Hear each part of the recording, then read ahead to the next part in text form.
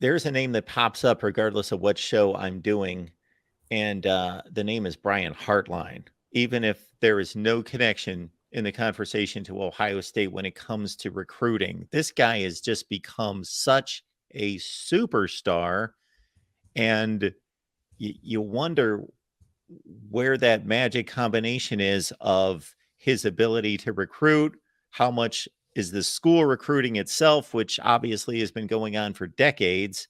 So it's not all him. He didn't show up at Western Kentucky and start pulling in five-star wide receivers. So it's a combination of, and then his actual coaching skill, because don't forget, folks, this guy, you know, tossed up 1,000-yard seasons in the NFL. To my surprise at the time, I never thought that he was going to turn out to be the kind of player that he turned out to be in the NFL, and made a smart decision to opt for the NFL and not stick around with a Terrell Pryor offense for an extra year at Ohio State. And it really paid off for him personally.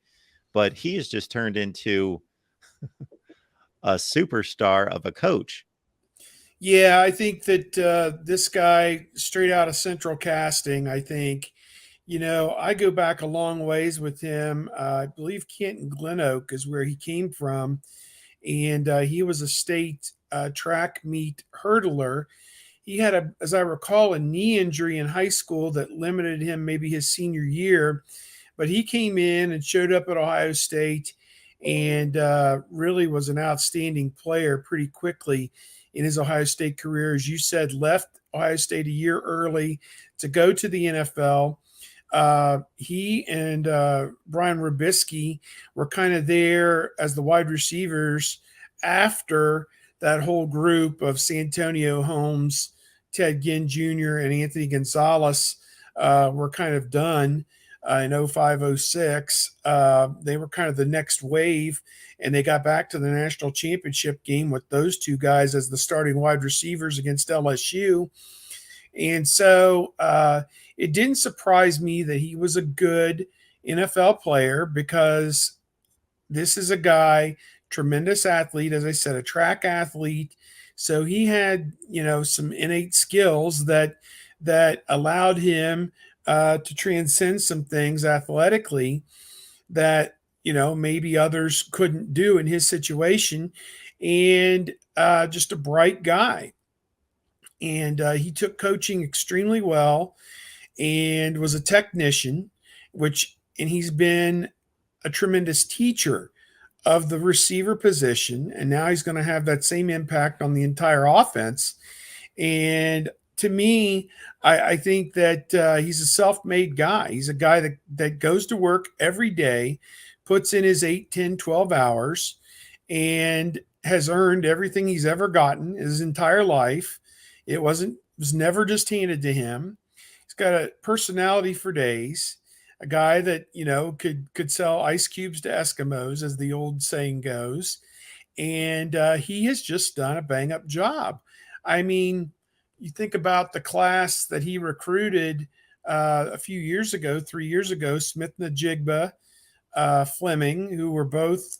Fleming was like one of the top overall players in the country, top wide receiver, and he's now starting to come into his own, going into his fourth year at Ohio State. Smith Najigba is going to be a high first round pick. Then he also had Mookie Cooper and Jamison Williams in that class, I believe. And the way it's all worked out, it to me, you think about it, and then fast forward to this year, where he's got Rogers, Carnell Tate, and Brandon Ennis, three more national top 100 wide receivers. I mean, it's just been a place that has attracted the best of the best at the wide receiver position. And, he deserves a little bit of credit for picking up the guys that Zach Smith had started out, Paris Campbell, Terry McLaurin, KJ Hill, all those guys, and putting them all in the NFL as well, finishing them off, so to speak, their last year or two at Ohio State. Zach certainly does deserve the credit for getting them started on their college careers and beginning their maturation. But that's kind of where the legend began with Hartline, as he stepped right in and there was no slippage, in terms of coaching the wide receivers, and they had all Big Ten guys every year, and it's just been an embarrassment of riches, and Chris Olave and Garrett Wilson and so on and so forth. So, I just look at it that again, this is a guy that deserves all the credit in the world. Deserved this promotion to be the offensive coordinator.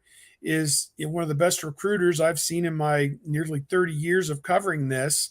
And I don't know what else there is to say other than I think you have to be very excited to see where this leads in the next 5 or 10 years. I was asking in my chat, let's say this happens. Ohio State wins 2 national championships in the next 5 years under Ryan Day, and he gets the itch to go off as Saban did midstream and become an NFL coach.